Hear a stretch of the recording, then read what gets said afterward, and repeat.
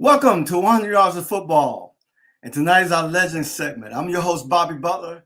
And man, we got a legend of all legends on with us tonight, all the way from Fayetteville, North Carolina, 38-year NFL coaching career, Coach Jimmy Raye. Coach, welcome to the show. Thanks for having me, Bobby. It's good to be here. How Hey, you man. doing? How Hey, you man, been? I'm doing great, man. I'm doing great. I do this show every Monday. It's called a Legends Piece, and I try to bring on people we consider legends, and you're definitely a legend in the game in a lot of ways. You know, people may know your coaching history, but there's a lot about Jimmy Raye even before you start coaching the league. That's just legendary, man. So we're just gonna have a conversation, man, and have a good time. Okay, yeah. Okay, good. Well, awesome, man. So Fayetteville, North Carolina, born and raised. Yeah, and in the segregated South. In the segregated South, man. It's a Yeah, different time. Jim Crow. Yeah, Yeah. had to leave home to go to college. Went Yes. to Michigan State Mm-hmm. in the mid '60s, in the height of the civil rights movement, Man. and I was a quarterback like you. Uh-huh. I was a quarterback, and I went to Michigan State Mm-hmm. because I was Duffy Daugherty promised my mom that I could play quarterback, No, that's which was unheard of in the mid '60s. Because absolutely. and then all of the historical black schools, Mm-hmm. Tennessee State, Florida A&M, Right. Southern, Mm-hmm. North Carolina A&T, North Carolina Central, Johnson C. Smith, they were all recruiting me. Yes. And back then, if you were a quarterback, you went to a historical black school because Right. Mm-hmm. you would play. Mm-hmm. And he told my mom I would get an education and I would be able to play quarterback. I Right. played the position of quarterback until I decided I wasn't a quarterback. So Wow. that was good enough for me. So I took the leap of faith, and it worked out pretty good for me. Man, it not only did it work out, Coach, you were the first African American quarterback from the South to win a national title at a Division I school. Yeah, yeah. When I was telling my son yesterday, Friday before the Super Bowl. We were talking about the Michigan State experience, and um, when I was playing quarterback at Michigan State, I was the only black quarterback at a Division I school in the country. Wow. And now, if you turn on the TV on Saturday during the fall, it's almost a rarity that a team doesn't have a black You have a quarterback. black quarterback. That's I right. mean, even all the way down to Alabama. I That's mean, right. That's something, right? yeah. So hopefully, somewhere some of the things that happened to me help socially change and Mm-hmm. the institutional racism that existed in the country, and the equity of leveling the playing field and giving blacks an opportunity to play the positions that they played all the time growing up. Right. Hopefully, I had some bearing on some of that that's happening today. Oh, absolutely, Coach. There's no doubt about it. Because I remember coming out of high school, and just like you, nobody recruited me in Division I to play quarterback, which was disappointing, right? Yeah. And two teams recruited me. I got a offer from UCLA, and I got an offer from Oklahoma, and I got an offer from Alabama. Believe it or not, but they all ran the wishbone, and I'm like, dude, that's all you think about me? You know, I can run the ball, and so I was really pleased with the kind of arm I had, Coach, and my ability to pass the football. And to me, that was really slapping my face. I was like, I don't want to do that. But the good news, back in my day, when I was in high school, I played both ways. Uh-huh. And so I played safety, and which was like taking Kenny from a baby because I'm always guarding the tight end. And my senior year, I had 7 picks. I put 6 in the end zone. So everybody recruited me to do that. That wasn't fair. You had no business back there. So it was a wrap. My quarterback days were over, right? It was Yeah. over. But to tell you the truth, Coach, I'm gonna be honest with you. I had this a hero of mine from my hometown who played at the all black high school, Carver High in Delray Beach. you know, he went to Bethune-Cookman and played. And had they got him to call me and say, "Look, Bobby, we want you to come to Cookman," I probably would have gone, right? Uh-huh. I'm so glad he didn't call me. I tell him that all the time. So I'm so glad they didn't have you call me, man. Yeah. Because it worked out. It worked out for me. Yeah. It worked out for me. So, okay, so how old were you when you started playing football, Coach? High school? Because I know you didn't have Pop Warner football. Well, I started in Pop Warner, what they call Little League or Midget League at that time. I think it was from 9 to 12 or 13, and I played in an organized league. I was a quarterback in Little League and an organized league in Fayetteville, and had some success. But that ended when I got out of elementary school. Because in junior high school there was no competitive football. It was only basketball in junior high school. And in Fayetteville, I really made my name as a basketball player. Oh wow! Not a football player, but I because there was no football and basketball in junior high school was the driving force. And I played basketball, and I didn't play football again until I was in the 10th grade. In high school. And when I started playing football in high school, there was a senior quarterback already there, because it was a segregated high school. It was all black high school, E. Smith High School in Fayetteville. It still exists. Yeah. And that was back during that time, to be the quarterback at E. Smith was that was a big thing. That's a big deal, right? I mean, and so when I got to high school, there was a senior, but he hadn't started. He had been a backup. And the first game we played, I got in and I threw. I think I threw 2 and ran 2. Oh wow! Okay. As a backup, and then he started the first regular season game, and we lost. And the coach put me in the second half, and then I played every down from that point on all the way through my senior year. I think we lost one game. We lost one game and tied 2 during my time at E. Smith. Wow, man, that's powerful, Coach. That's powerful. And in the South, man, I tell people during segregation, it was some real football, man. Yo, yeah. My gosh, it was because every kid, every black kid in the city went to the same high school. It wasn't like it is now, where they have in Fayetteville they have 8 different high schools now. Right? Exactly. But there was only one high school that blacks could go to, and that was E. Smith. And the starting quarterback, E. Smith, back in the day, you were the real deal. You had to be the real deal. That's awesome, man. That's awesome, man. See, Coach, I can remember I was a kid, man. I was a kid, watching, the all black high school in Delray, man, watching them, waiting on my turn and, dreaming and being inspired by all that, man. And, the band, everything was just, everything was good. My dad was a preacher, so, he wasn't taking me to the games. And so I didn't get a chance to go to a lot of the games, but I live 2 streets over from the high school. And so in my room, my dad had binoculars. I can look at the game when the ball was on a certain hash, right? Yeah. And so I was spending my Friday nights looking. Yeah. And I can hear the band playing, I was like, man, I was really into it, man. So, it was a lot of inspiration, man.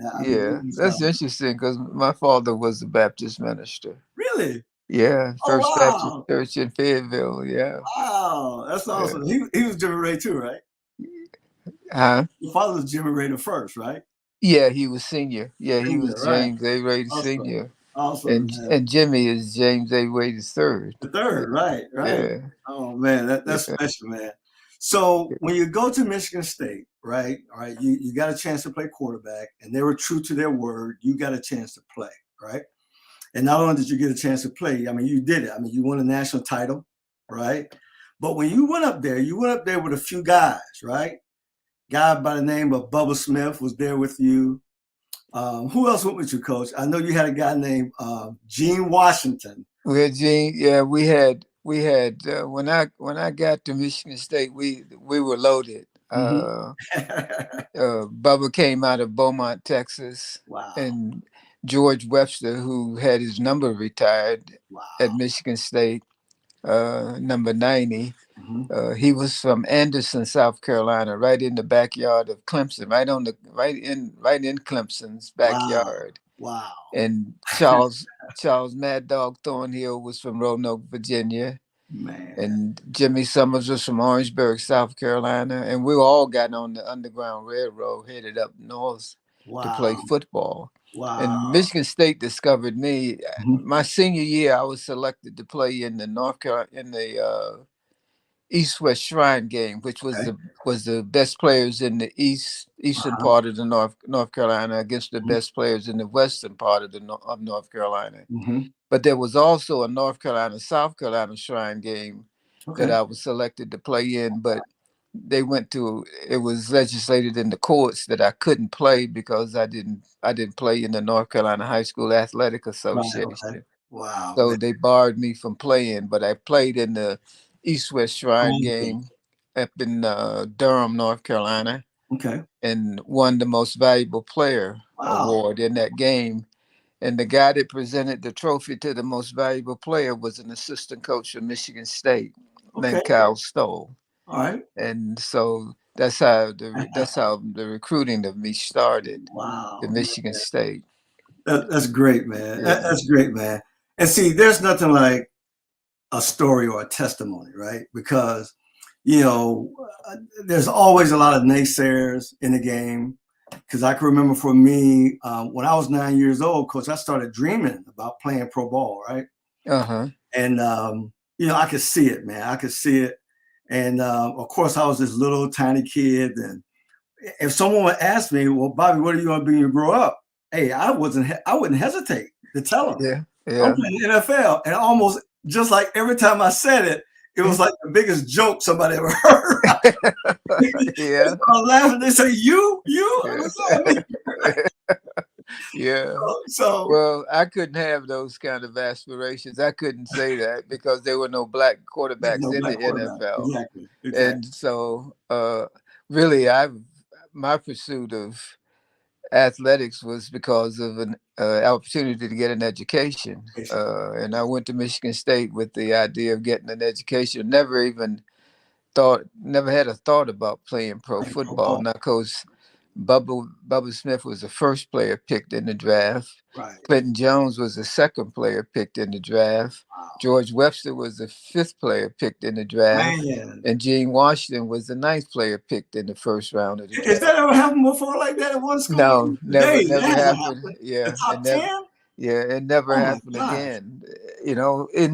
That year, I played my sophomore year. I was the backup to Steve Juday, Okay. and we went undefeated. We Mm-hmm. were 10-0, Mm-hmm. went undefeated, and we lost in the Rose Bowl game Right. against UCLA, Mm-hmm.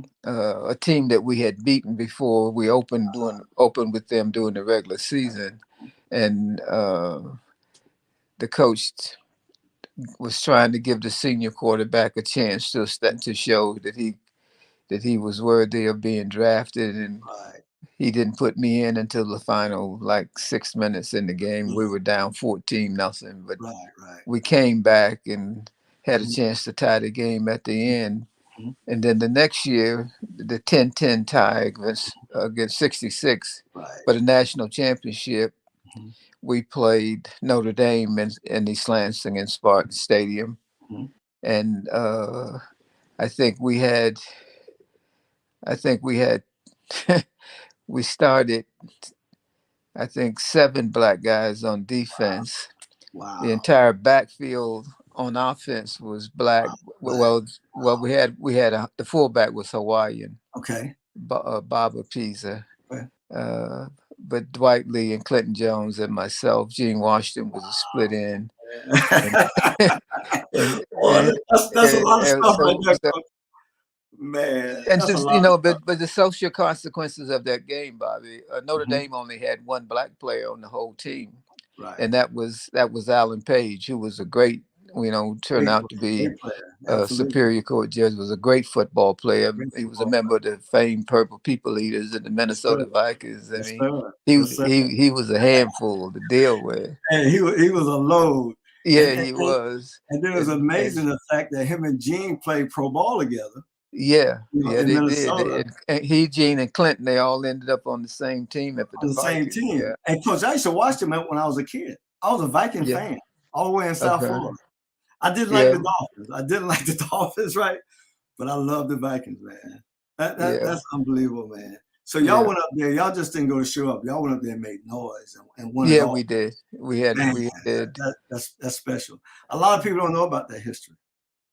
Well, yeah. Well, it was, and I tell this to people all the time, that education was a vehicle in the 50s and the 60s to a better way and a better opportunity of life. Right. And that was what was the driving force behind all of us going up there for get an education and have an opportunity for a better quality of life and to enhance the experience for the people that came behind us. Absolutely. Little did we know that some 50 or 60 years later, they would still be talking about the 10-10 tie with Notre Dame in the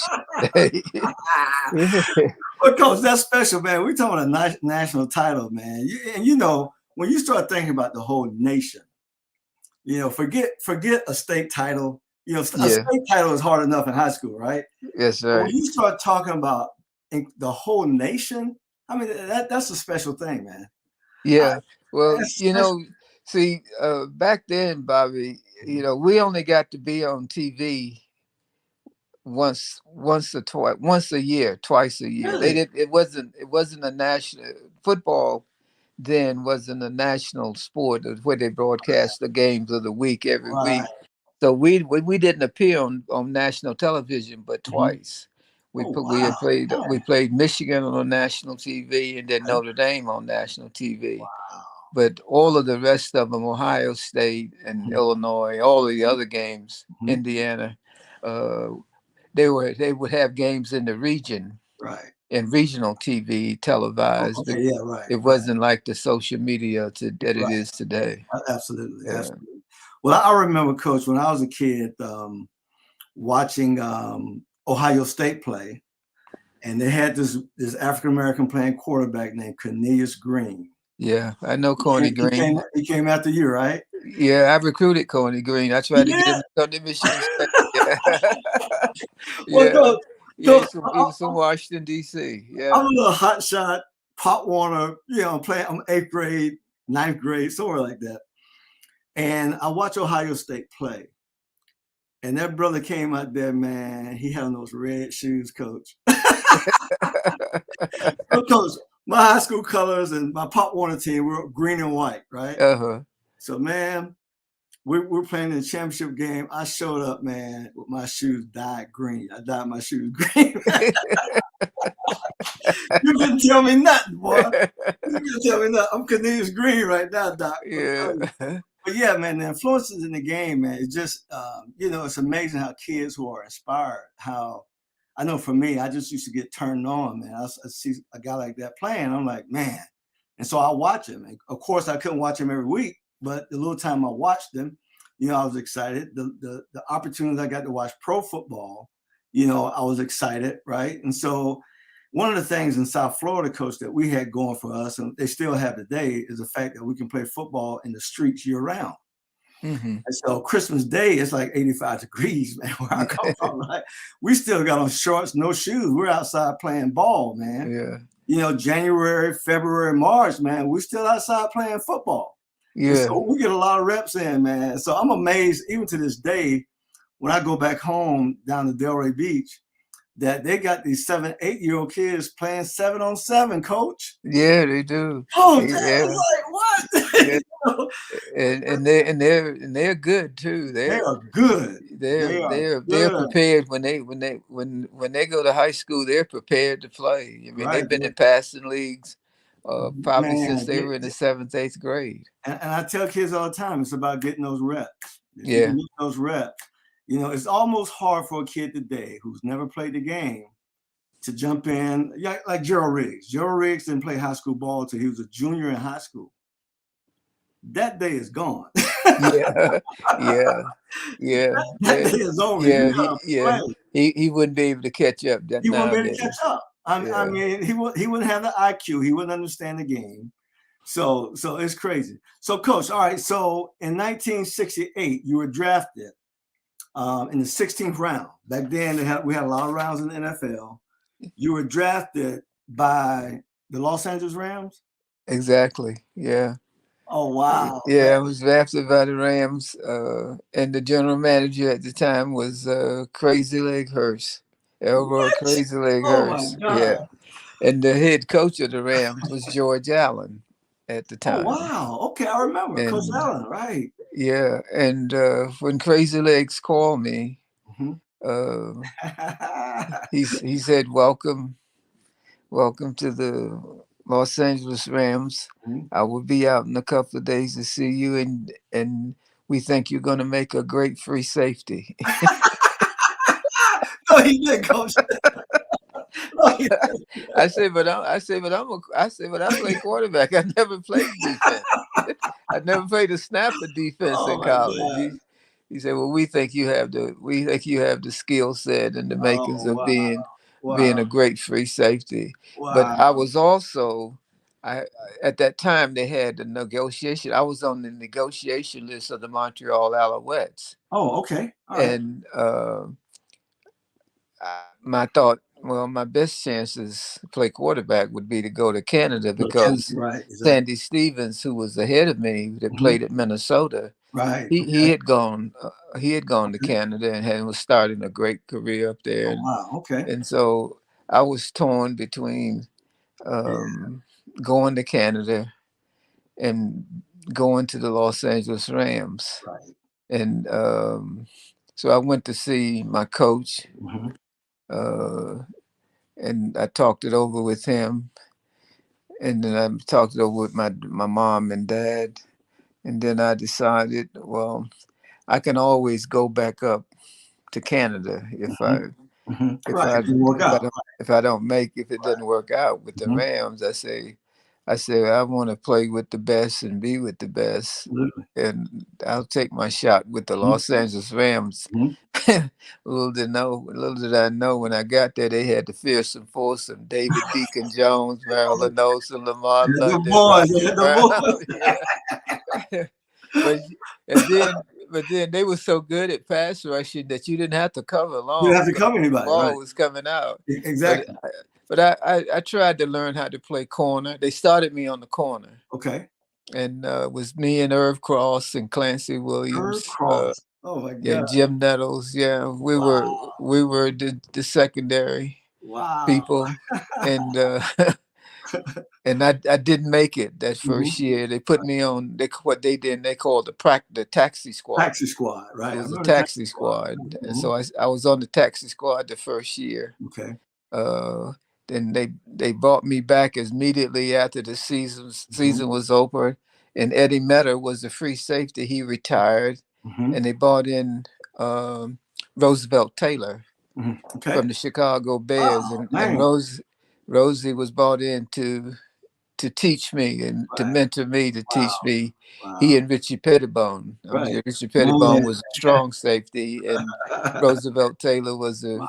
free safety, and his job was for me to follow him around and learn all the Man. intricacies of playing and making the calls and the secondary. And I was doing pretty good. Mm-hmm. I was never uh, a hitter. I mean, Well, you're a I skill could guy. get you that I could get them down on the Get them ground, down. but Right. Exactly. I Right. wouldn't I wouldn't know Irv Cross. Right. Right. Right. Yeah, Right. but Wow. then when I was also the punt returner Okay. for the Rams, and I fumbled a punt in the third exhibition game Hmm. in the Coliseum in the Los Angeles Coliseum, Right. and it was just before the half. Hmm. But I got it back. I Hmm. fumbled the ball. Hmm. It was tough. I was told to go out and just catch the ball, take a knee, and let's get in for the half. Have right. And the guy hit a line drive shot, and I said, "Boy, this thing got glory written all over it." Right. So I, Yes, my, sir. Yes, sir. my thought was, I'm gonna take this. I'm I'm gonna gonna take take this this in the home. house. Yeah, yeah. And I fumbled it, but fortunately I got it You back. got it And back. then that Sunday, that Monday morning, I got traded to the Philadelphia Eagles, The Eagles. Right. and then that's where I played and injured my arm, compound fractured my arm, and Wow. it kind of ended my career. Right. I Right. was- Right. Wow. but Right. I was no defensive back. I mean, Right. Coach, that's tough, man. You know, and for me, I'm glad I played in high school. I played both ways because when it turned out that that's what they wanted to do with me, I had some kind of experience in it, right? yeah. So, you know, backpedaling and breaking on the balls and stuff like that and making tackles, you know, in high school. But, you know, my high school was so good. My defense was so good. I didn't have to do anything on defense, really. Yeah. You just throw it in my area, I'm going to get it, I'm going to go with it, right? But other than that, it was good. But, Coach, all right, so your NFL career was over at that point. So what made you decide, or did you always know that when your playing days was over, you were going to consider coaching? How did that start for you? No, no, not at all. I never even thought about coaching. Okay. I when I was injured and I trained in the off season to try to rehabilitate myself to come back, Mm-hmm. and it didn't work out. I mean, my arm was of such that I couldn't play anymore, and I went back to Michigan State to finish Mm-hmm. my degree and to go to graduate school. I was planning on going to law school Okay. and studying for the LSAT Mm-hmm. and going to get my degree and enter a master's program in administration of higher education. Mm-hmm. And my college coach Duffy asked me if I would come out and help the football team Mm-hmm. and be the run the scout team. Okay. Mm-hmm. And that involved at that time, I would draw the cards up of the Cards up, right. plays, yeah, Mm-hmm. for the defense or the opposing offense, and did a little scouting. Mm-hmm. And I still wasn't thinking about coaching. I was just doing it to get a little money off Right. of my scholarship, and Right. I was thinking I was going to law school. Wow. And then I did that for a year, and at the end of the year, he said, you got the makings of a fine coach. Mm-hmm. And I said, yeah, okay, thank you. And then one of the assistant coaches at the time, they only had like 6 coaches back then. Mm-hmm. One of the assistant coaches on defense got a call to be an assistant coach at the Pittsburgh Steelers. Oh, wow. Okay. It was George Perlis. Mm-hmm. And so there was an opening on the staff. Mm-hmm. And so Duffy called me. I was getting ready to go back to North Carolina for Christmas holidays, take the kids down to Fayetteville. Right. And he called me and told me to come meet him for dinner over at the restaurant in East Lansing. Mm-hmm. And he said,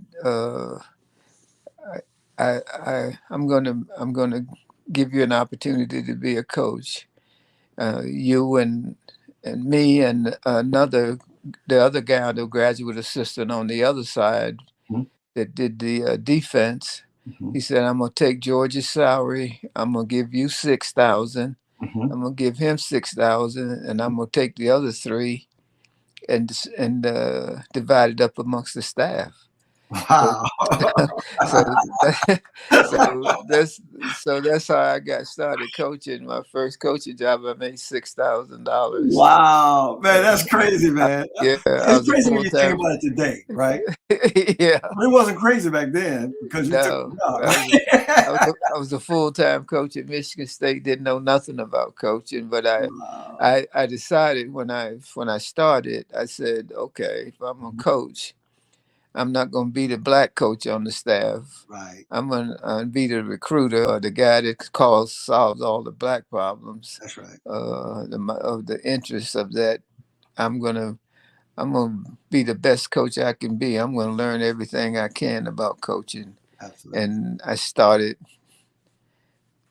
developing as a coach and going to NFL camps, driving my family. I had an Econoline van Right. and started visiting camps and learning how to coach receivers and offense. Mm-hmm. And then I coached in college coached at Michigan State for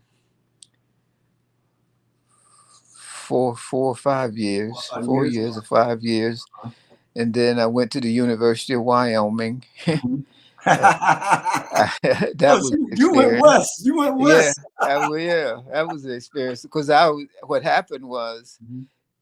Duffy was kind of guiding me as a young coach, and I Right. had a chance to go to San Jose State, Oh wow, man. and uh, and at that time they were a pretty good football team back in the Yeah. day. Yeah. And I had a chance to go to Wyoming, and I said, I've been in this cold weather in Michigan all this time. I'm going to San Jose State." And so I go to the office and tell them that I'm going to take the job at San Jose. Jose, right. And he said, "No, you're not." He said, "No, you're not. You're going to the University of Wyoming." I said, Wow. "Wyoming?" Wow, man.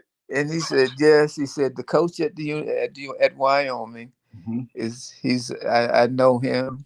mhm. He was on Darryl Rawls' staff at the University of Texas, Okay. and he's an up and coming guy, and he's going to be a great coach, and Mhm, that's where you're going." mhm. That's good. So I went home, told my wife, and I thought she was going to go back to Fayetteville.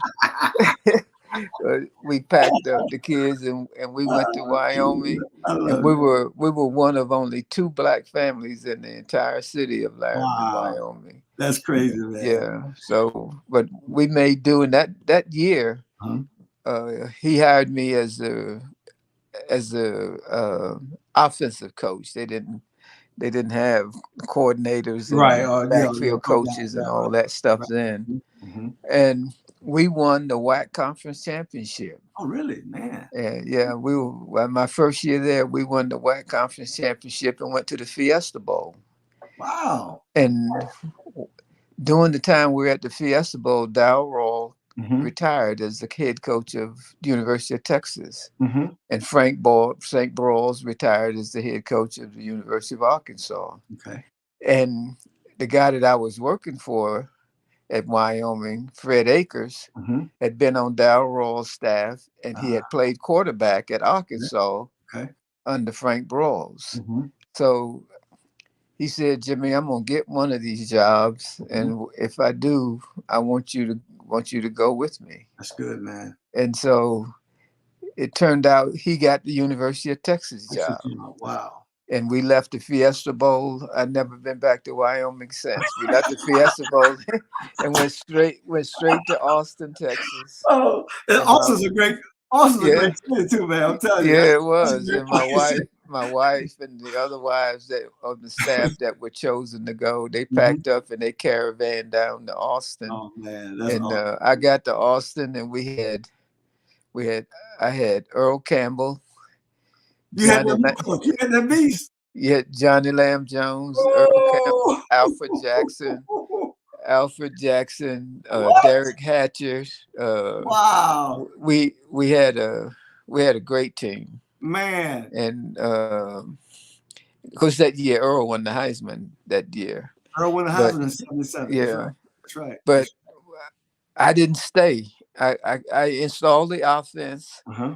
that spring, and I spoke on a clinic. They had a big high school coaching clinic in Texas during that time. It was called the Henry Frankel Clinic. Okay. It was the national clinic. It was the who's who of football spoke on that clinic, and I was asked to be the speaker, be a speaker on the clinic, and as was Chuck Knox, who was the head coach of the Los Angeles Rams. Right. Okay.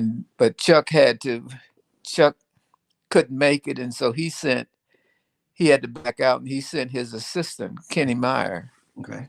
And so me and Steve Sloan, who was another hot Steve Sloan.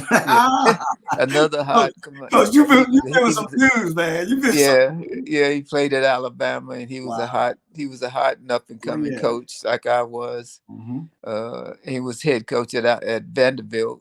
He spoke first, and then I was on for the second session. And Kenny Meyer, who was sent there because Chuck couldn't be there, sit in the back and listen to my clinic talk. Right.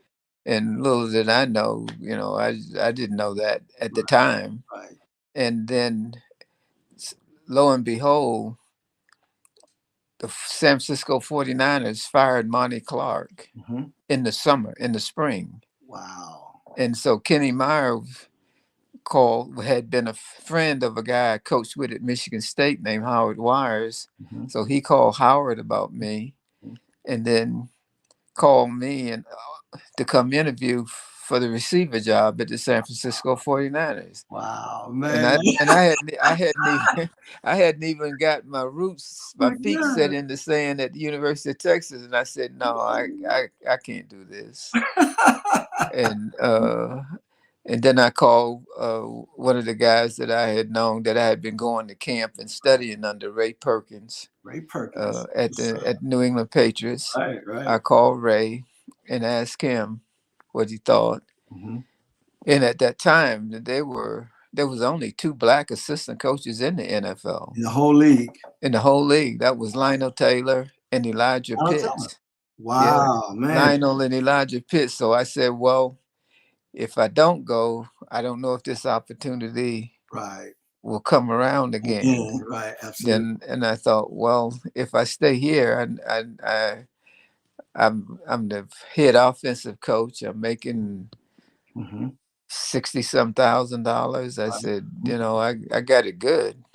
I said, but I don't want to be here wishing that I had gone to San Francisco, and I don't want to be in San Francisco wondering what would have happened if I stayed in Austin. Right.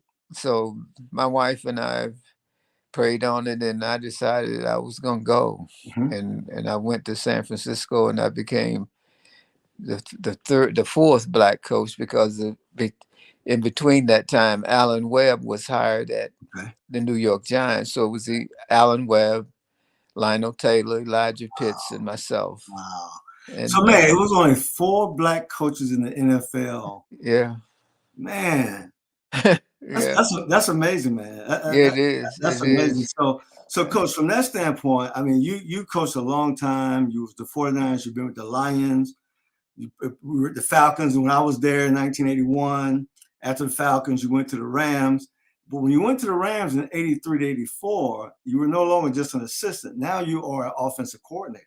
Yeah, I became the first. So your game, your coaching, you were growing your game, and then you got become a play caller. What was that like? Well, that was interesting because when I was at Atlanta the first time, I was at Atlanta twice. Right. I was first there with Lehman Bennett when we were really good. We had Barkowski. Right. And I had some people. I had some dogs. Jenkins, Francis. I had White Shoes, Alfred Jackson, Alfred Jenkins, Wallace Francis, Junior Miller. Yeah, I had some boys, and during that time, Lehman, the head coach, was the play caller. Okay. But sometimes in the game, he would say he would get bogged down. He said, "Jimmy, you take it." Right. And I'd call a little bit.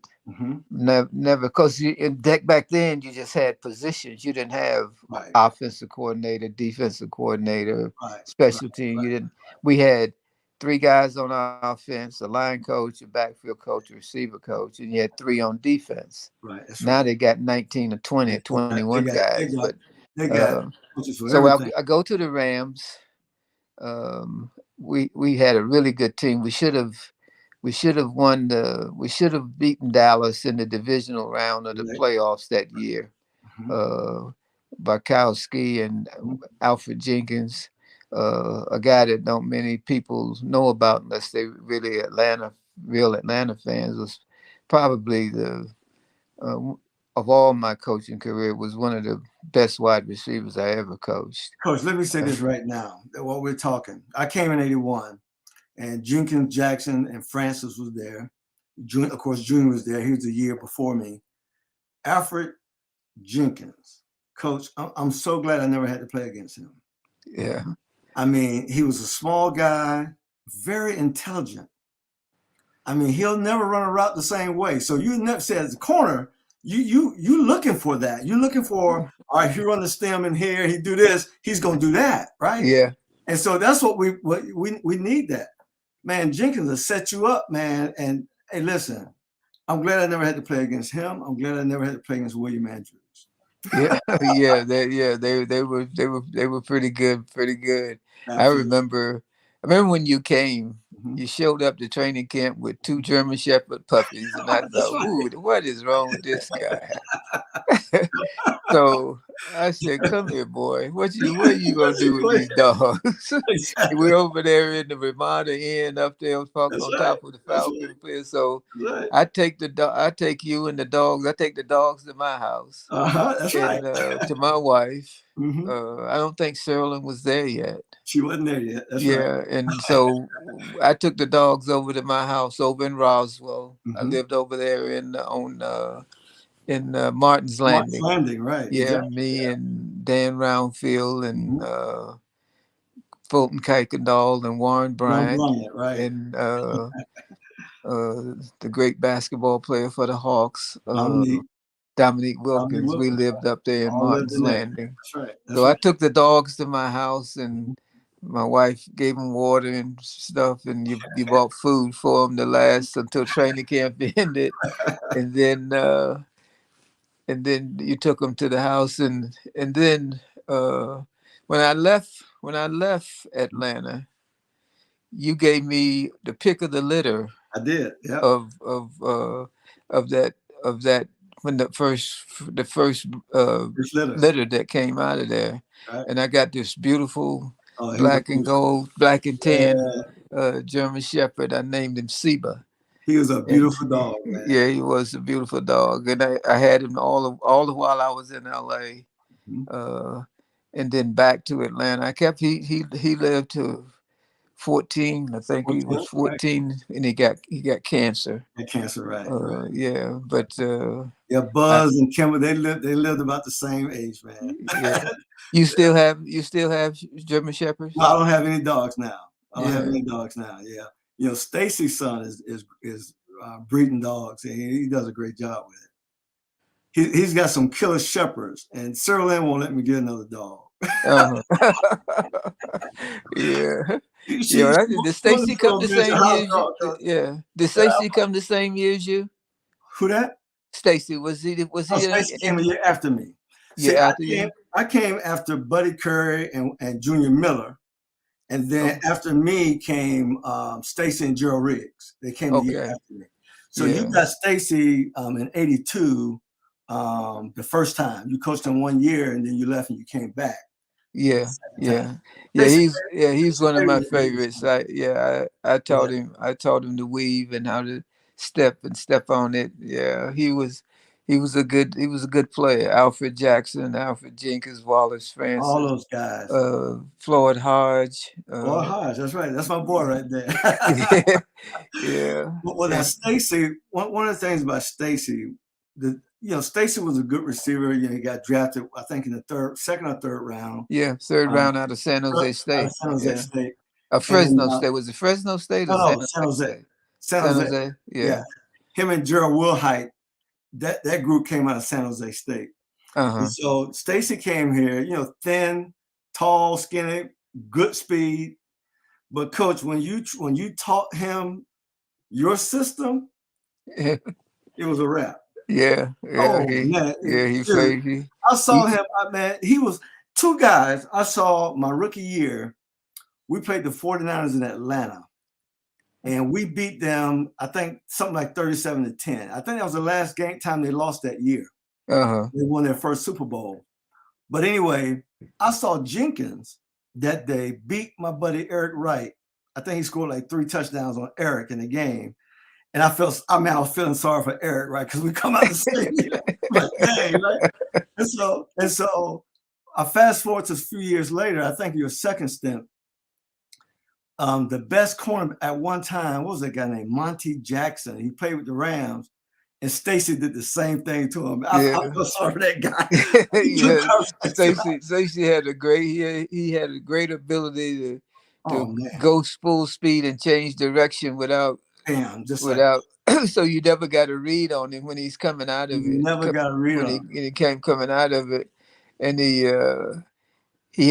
could drop his weight and accelerate. He was a fun guy to coach. He was a good guy, and then he was a guy that was coachable as well, right? Yes, he was. Yeah, very coachable. So, coach, what he did, I saw him, like my son Bryce always wanted to be a wide receiver, right? So he played youth football. I said, look, son, you're not playing receiver. Nobody's throwing the ball. This is Georgia. Everybody had a power I formation. So they had him as a tight end. So in other words, he was just a tackle, blocking. Yeah. So I said, son, you need to play quarterback. Let's go out for quarterback, learn how to play in open space, right? Things like that. But then I want to be a receiver. I said, well, nobody's throwing the ball right now. So play quarterback. When you get up in age, maybe 8th grade, switch. And so when he was like in the 8th grade, I went to see Sean Bailey, Stacy's son, play. And Sean kept telling me, Stacy kept telling me, you need to come see Sean play. Coach, when I went out there, this kid didn't belong on a high school field. Yeah. And he was fast, he was quick. He can run the ball, but it wasn't that. It's the way he ran routes, coach. I'm like, man, I said, man, what you doing with this? This is Jimmy stuff. I'm teaching Jimmy stuff. Yeah. So when Bryce got in high school, Bryce started playing receiver as a 9th grader. And, Bryce was more of a basketball player at that time. And so he played as a 9th grader. He started out not 9th grade. He started out JV ball, which at the high school, we had a basketball high school. But he ended up being his brother's back up on the varsity. And they were 31-0 that year in basketball. And lost the state title. So they had a great team. So I asked Bryce, I said, man, what do you want to do? You want to play basketball? You want to play football? He said, I want to play football. I said, well, I'm going to recommend you leave this basketball alone and you go train with Stacy. And he'll train just like he trained Sean, his son. And he said no. But then about 2 weeks later, he said, Dad, I think that I'm going to do that. I think I'm going to leave basketball alone. Coach, I'm going to tell you something. So he would go with Stacy. And I wouldn't even be out there. I just let him go. And during football season, if I didn't know my son's jersey number, I couldn't recognize him. He was a different player in 1 year. He went from playing freshman football, wasn't even the main guy, to as a 10th grader starting on the varsity. He's a different kid, just like that. Yeah. Yeah. On Jimmy Ray's system, running routes, running those trees. Yeah. Sean went on the University of Georgia, didn't he? And had a great career. Played with Matthew Stafford. Played with Stafford at Georgia, and if he hadn't got injured, he'd have been a good pro player. Yeah. He'd have been a good pro player. But Stacy is still teaching kids your system right now. Yeah. Yeah. It is amazing, man, because you see it. And kids learn how to run routes. It's not like learning the craft. Yeah. A lot of people look at the game, coach, who don't know anything about it. And they think guys just go out there just running and turning out, running. Dude, it's a science to this stuff, man. Yeah, that's right. And coach, you became, in your 36, 38-year career coaching time in the NFL, you became one of the best play callers of all time. And so, did you ever get an opportunity to be a head coach in the National Football League in your time? With all the work you put in, one of the best play callers of ever, did you get an opportunity? No, not really. Mhm. I was interviewed by the New Orleans Saints by Jim Finks Okay. when he became general manager of the New Orleans Saints. Mhm. But they ended up hiring the guy that had come from the World Football League, Jim Mora, Jim Moore. because Right. he had a staff in place, and Right. and they won the World Football League championship, Right. and so they hired him. And I interviewed with Tom Bratz when he was the general manager of the The Falcons, Falcons. Right. and left and went to Green Bay, Mhm. and he interviewed me, but that was really just I knew Green Bay. I knew they wasn't going to hire me. Right. Right. Right. I interviewed with the New York Jets, Mhm. and I should have gotten that job Mhm. after Joe Walton, but they hired Richie Kotite, Okay. and that turned out to be Mhm. a nightmare for Right. them. Mhm. And then I was in Kansas City for 12 years, Mhm. and Marty Schottenheimer quit, Mhm. and I interviewed for the Kansas City Chiefs job, Mhm. and didn't get it. Mhm. Um, Gunther Cunningham, the defensive coordinator, got the job. But during all of the time that I was in coaching in the NFL, um, I knew that early on it wasn't realistic really that I would Get a that head coach. they would hire a black head coach. Mhm. Um, and then when my star was rising as a coordinator and a play Mhm. caller, and with all of the experience that I'd had, I coached almost every position on offense in the Right. NFL, Mhm. uh, and had a good system. Really knew how to attack people and Mhm. play, but um, nobody was nobody was really interested. And then when Art was hired in '89, I think it Right. was. Mhm. Art Shell was hired in '89 with the Raiders. Mhm. I thought, well, maybe now Mhm. somebody will come looking, Right. and but it never happened. Yeah. And I felt I never felt any um, I never felt any anger or disgust about Right. it, because Right. I figured that um, as long as my contemporaries and my peers Right. that I was coaching peers knew the quality of my work and how well I Mhm. was doing, Mhm. and uh, if management didn't want to give me an opportunity to be a Mhm. head coach, Mhm. at least I knew that people thought enough of me to think that I had the ability to Ability be to do one. so. Absolutely. And then I went on to become president of the NFL Coaches Association and all of that, but I never got a shot really at being a head coach. And Right. I think I believe in my heart, I believe that I could have. I know I could lead. Oh, hands I've been down. doing it all of my life, Mhm. and so Mhm. Mhm. I thought I would get it, do a good job. But uh, the second time I was in Atlanta, they fired Marion Campbell Right. Mhm. halfway through.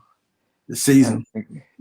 think it was our third year there. We had drafted I think we had Dion. Dion. We We had had Dion. 89. That was 1989. Right. '89. Yeah, we had drafted Dion, and um, Sean Collins, the kid from Auburn, the Andre big Bruce. Right. Andre Bruce, Right. and Uh-huh. all of those people. We started to have uh, pretty good, but he got fired, and I was on that staff, and Mhm.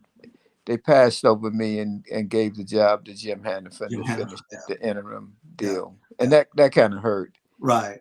because I had been there before. Right. They had, Yeah. You were family. I mean, you were. yeah, the Right. ownership knew me. Right. It was then owned by Mhm. the Smiths, Right. Taylor Smith and Rankin Smith, Smith. Right. and his Rankin Smith Jr. And so I thought, well, they'll give me it was an interim basis. I thought, well, Anyway, right. Exactly. yeah, I said, well, they'll appoint me. But Mhm. Ken Hillrock thought better of it, I guess. He was the one that advocated for Jim Hannafin because Hannafin had been a head coach at the St. Louis Oh, Cardinals, that's right. so they named him. Right. Wow. But not to worry, I Right. was fine. Yeah. Well, and then also, coach, it's the time, right? I mean, when Art got the job in Oakland, I mean, he was family out there, right? Yeah, exactly. I mean, so Yeah. that was, and then Al Davis was still the owner, and he defied anything what all the other owners thought. He didn't care about what they thought. He was going Yeah, to do what Al Davis wanted to do, right? And, exactly. and Al Davis was a family man. He believed in his players, and so he got the job. We were all looking for you to get a job, because that was the buzz, not only for the players, but also in the league, Yeah. your name kept coming up and it never happened. And then we fast forward to the day, the situation going on now with Coach Flores and still, we're not represented. I mean, a game that we dominate this game. When you look at an NFL game, you look at 7% of the guys on the field or more are African American. We can play the game, but we don't know the game enough to coach the game. Please give me a break, right? Yeah, exactly. give me a break. And so, Yeah. it's almost like, in my life, I'm 62 years old. And I look back, I can remember in 1970 when we integrated as a nation in our public schools. And, I went to school for the first time with white kids. We never had problems. I mean, it was never an issue with us, right? But every now and then you have something stir up, but nothing major, right? And then I go to Florida State, and my brotherhood with my guys at Florida State, man, I love those guys. We love each other, right? We never had racial issues, because we had that one thing in common. We was all pushed. We're all torn down and built up the same way, right? Yeah. And because when you go through that as players together, you bond, right? Mm-hmm. You bond, and to this day, man, just a lovely brotherhood. You're right. And then you see stuff like what's going on now. I'm like, dog, I thought we were a whole lot farther ahead than that, right? And so, and even with the Rooney Rule, and I don't like. I'm gonna be honest. This is me talking, Coach. I don't like the fact that the Rooney name, because from what I hear from anybody who played for the Rooney family, they were a great family, right? But now because his name is attached to this rule, it makes it seem like even that family was a bad family, and they're not a bad family. People like Brady Keys. You remember Brady Keys? Yeah, I remember Brady. Brady Keys was a good friend of mine. When I was playing with the Falcons, he befriended me, and we used to hang out. He was a great businessman. He talked about how Mr. Rooney gave him his first opportunity, gave him the money to open his first restaurant.